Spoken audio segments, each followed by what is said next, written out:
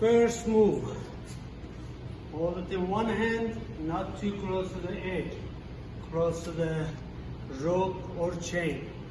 Just get used to turning it to the front, small circles, then you can go backward, same move. Then the other thing, hold the elbow up, touch here, touch your bicep or tricep, bring it back.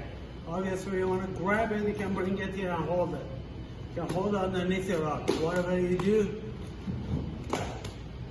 hold it underneath your rock. Here. Hold it. Got it?